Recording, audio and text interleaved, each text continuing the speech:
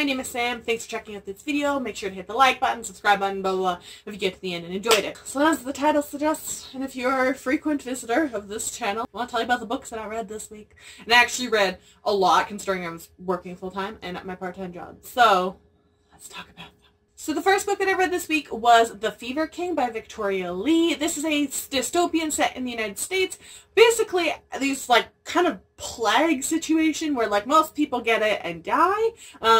And you know, if you survive though, you wake up and you have powers. And our main character wakes up and has some of those like telekinetic, cybery sort of powers. So just like any good dystopian, there is a corrupt government and a underachieving guy that everyone kind of underassumes can do things, and then like he goes and does things, and there's this whole class division. And I actually really like the political structure, even though I don't feel like it was totally fleshed out. That is one thing that I think needs more, and I believe there should be more because it is supposed to be a series. This is book 1, but that was something that I found a little bit difficult to pick a side on, because like you get the point of who, like the person who's supposed to be evil, but you don't actually understand like why exactly he has those stances. I don't know, are you guys financially okay? I just know that you guys are kind of separate from the rest of the United States, and y'all are kind of, because it's kind of cut up now, and like there's powers, but I don't feel like the powers were all that well kind of fleshed out either. They were kind of introduced, but I just kind of had to like,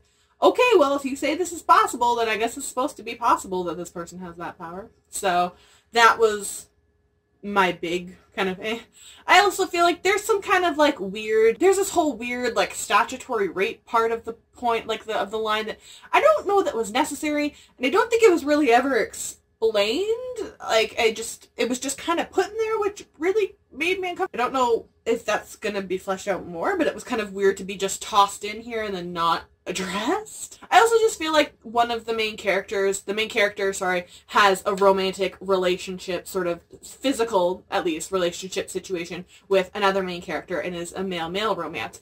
However, I feel like the kind of brooding, bad, misunderstood guy is more of just emotionally manipulative. I know he himself has had that experience, that he didn't get a lot of attention as a kid, but nothing he kind of does is really justified to me. He just seems manipulative.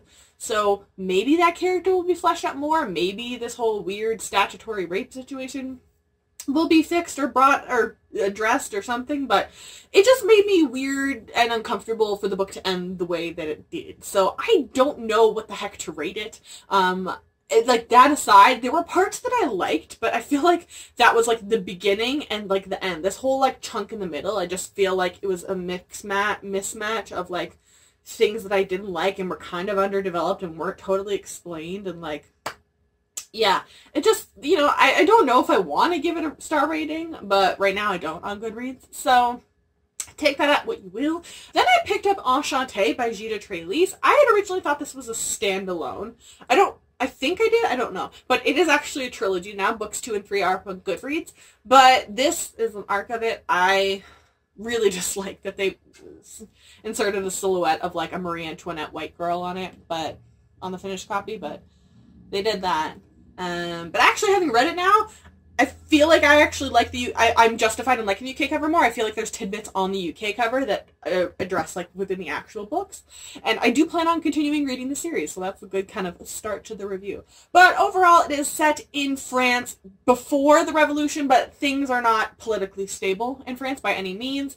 Our main character is the eldest daughter, but she has an older brother, and she has a younger sister, and her parents passed away from, I believe it was the chicken pox, but they had had a sharp downturn. Her father was a printer, and he kind of came out with some political beliefs which were not publicly acceptable for the middle upper class, and he lost his position and status and job for that.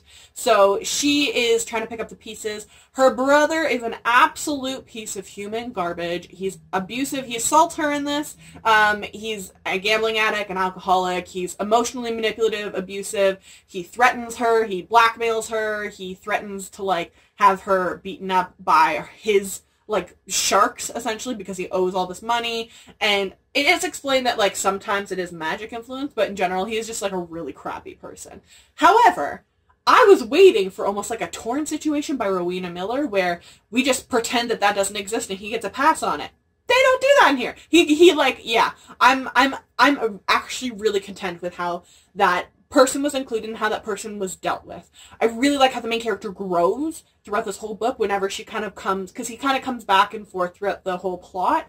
She grows each time and kind of finds a backbone and a leg to stand on every time and figures out, okay, how am I going to get myself safe, keep my sister safe, and keep him at bay because he's bad. He's bad news, he's bad energy, he's bad vibes, he's bad. I feel like this book was good for me. However, I studied history. I'm aware, I've done quite a few courses at least on revolutions in France, if not specifically the French Revolution. So even if some of this is not fresh in my mind, I'm aware of like at least the general like political structure and like all of the things that happened with the courts and like the court of man or tennis court where there's like kind of a coup but not a coup, and the whole like Marie Antoinette's or like Louis's kind of baby son, that like there was a bunch of weird stuff that happened in the French Revolution. It wasn't just like Les Mis waving flags and burning like a pile of wooden chairs. Like France did some weird things. They like, there was the whole Bastille prison break and everything. So there's little of these tidbits that are thrown in here, but I feel like that's not expanded or explained enough. It does kind of expect that you have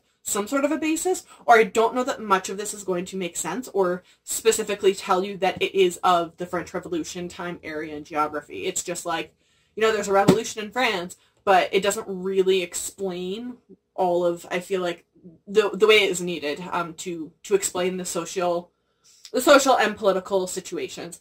I liked the magic system. However, I don't know that it itself, again, is totally fleshed out. I hope that comes more. I really, really love the main character. She is strong. She grows so much. She learns a lot.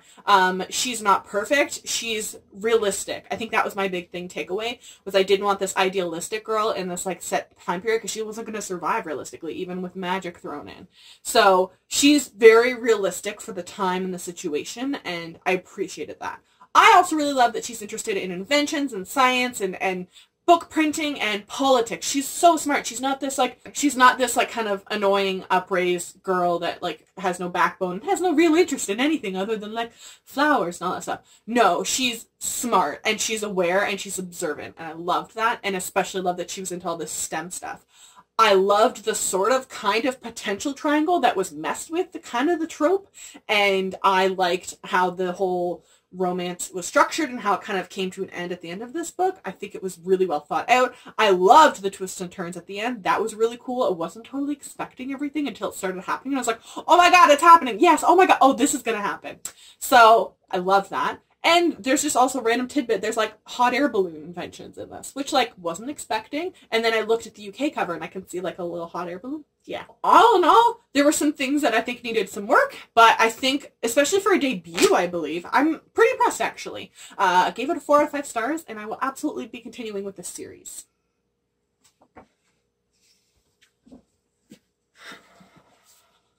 I'm buddy reading with quite a few people. I think there's like 24 people I convinced this month to read A Curious Beginning. So I actually did a reread of A Curious Beginning in like half a day, and then I did a reread of A Perilous Undertaking Book 2 in the Veronica Speedwell series by Deanna Rayborn.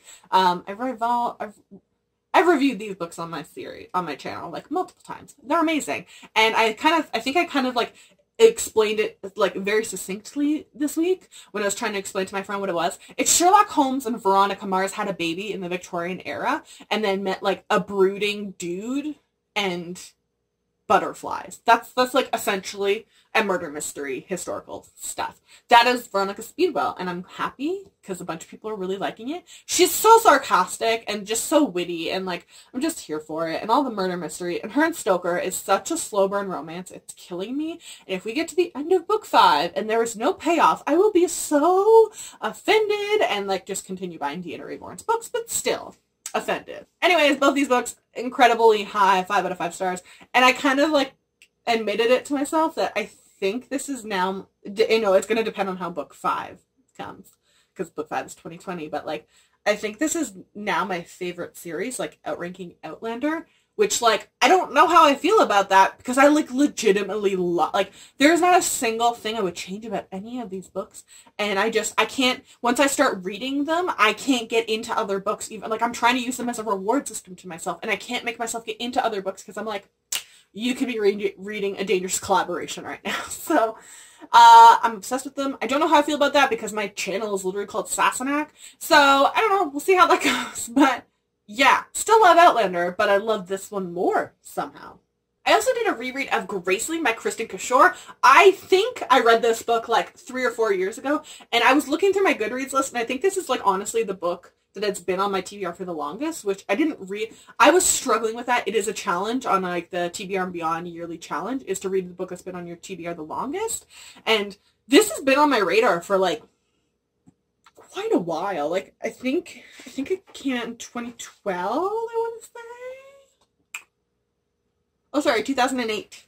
I remember seeing this book, and I remember wanting to read it, and it's been like, and then I went to university. Oh, wow, it must have been a long time ago if it was before university. Yeah. So I think this is actually the book that's been on my TBR the longest. This book, I feel like I did read it, and I don't know that I remembered, like, and I don't remember anything of it, but I don't know that I remember actually reading this, which is weird. But it's, like, sort of like for the time period, it was supposed to be pretty iconic and, like, different. And it's the, Graceling, they have these different eyes, and that's kind of how they know, and each Graceling is like a skill, and those skills can be used by the royals in whatever way, and it can be like literally anything. And our main character, we never really know exactly what it is, but like she can't grow tired, she's super strong, she's super skilled, like she's good at like all this stuff. And she's basically, it's almost like a throne of glass situation where she's being used by the king as an assassin, and he's just using it to intimidate people into doing what he wants and not being a just ruler. So she wants to stop that and kind of break apart and do her own thing. And goes on this quest to find Bitterblue, and Bitterblue is what book 3 of the series is called. So I didn't remember like 3/4 of this. I remember parts of it seeming familiar, but yeah. I enjoyed this book. Katza is an interesting character, and I think what's really different about this book is the tone and the sense. It reminded me a lot of The Princess Bride. Not like necessarily, even some of the content itself is pretty similar, but it's the actual tone. If you've ever actually read The Princess Bride, it's the tone and the narration. It's kind of a mixture of like it's being told to you from a narrator, but also a character's perspective. It's not super flowery language. It's very like succinct and I don't know if abrupt's the right word, but like very just like informative. Like it's not very flowery, which is kind of interesting. It just felt like a very old-timey fairy tale fantasy. I think it's kind of interesting too that the Graceling is really open-ended, but it is kind of explained so you can at least get an understanding of what exactly, the Graceling ability is and kind of how open-ended it is, but as well as how it fits into this world and the politics of it. So I feel like that, even though it is a very open-ended thing, it was structured and it's given its limitations so I can understand exactly what is doable, what is realistic, and what is not realistic. And there's a million villain in here, and I don't want to say what his power is because it's not really revealed until like the last 2/3 of the book. I thought I feel like that's an underused magical ability in a lot of things, or it's very like minimalized, like, and then when you read it you'll understand, the evil guy has this ability, and I feel like the ability of the grandierness of it is what was so cool about it. So in the end, gave it a 4 out of 5 stars. Really enjoyed it. Some parts lagged, but I really like that Katza is very feminist, very independent, and does struggle with, I think, a lot of these questions that we do struggle with right now in 2019 with like what the concept of feminism is and means to different people, and wanting to be independent but potentially wanting a romance and finding that, and physical love versus emotional love, and just lots of different things. I also read this really short audiobook called A Mind of Her Own by Paul McLean. I wasn't sure if it was a fiction or nonfiction until I started reading. It is fiction, however, it sort of reads like a nonfiction. It is like, I think it's only like an hour and 20 minutes long, but it's just sort of like the introduction of Marie Curie and Stefan, I believe, the guy that she marries is, before like everything that happens to Marie Curie happens, and radiation and everything. And I thought it was really, it was just like a breath of fresh air. I don't know, for some reason. I think the tone was fun. I think it gave Marie Curie a bit of personality. I've never really read anything from her POV or really about her. I know of her, and we did some information-y sort of stuff in school, but I've never really read anything. So I kind of want to now go find a nonfiction that is maybe a bit more, has a narrative, something like I don't know, like the nonfictions I've been reading earlier in the year, like the ones that I really liked was like the Art of the Butchery, which had a narrative. So I hope I can find something like that. If you know of anything like that, put it in the comment section. But I really, really did enjoy it, and it was fun and quick. Then I am keeping working on my reread of the Jacobi Quartet, so I picked up Beastly Bones and read this pretty quickly in like 24 hours once again. I think of the series is probably my least favorite. That being said, it's still a really good book. I think the thing is, like, there's a lot less of the female ghost that lives in the Jacobi household, for reasons which are explained. But I feel like she's just such a, like, she becomes such an amazing character in the other books, and it is such a weird, quirky thing in the first book. So this one just like, oh, she's gone. Again, for reasons explained. I love the tone in which this is. Like, it's a paranormal historical fiction with, like, a lot of funny, weird quirk to it. And there's things, like, at the beginning where, like, this woman is like, my cats are acting weird or whatever. And then Jacobi just, like, casually is like, oh, it's because they're shape-shifting fish pretending to be cats. And it's just, like, an accepted thing, like, oh, okay, he must be right. Or, like, there's this whole, like, oh, well, dragons must be real. They just must happen to be in, like, the Midwestern United States. Of course they are. And it's just so weird and unique and wonderful. And it's just, like, a really fun, quick, but also, like, really detailed, short series. And thoroughly enjoyed it. 5 out of 5 stars. And lastly, I read a book called The Sawbones Book, which I guess is originally from the authors itself, and most of the content from the sounds of it is actually from a podcast I had never heard of. And it's just supposed to be these weird things, information about, like, modern medicine and, like, historical medicine and how things have progressed. And that being said, I know there is, like, it is illustrated, a physical copy, and I only listened to the audiobook. The audiobook is narrated by the people who run the podcast, and having read this now, I'm quite interested actually to go look up the podcast.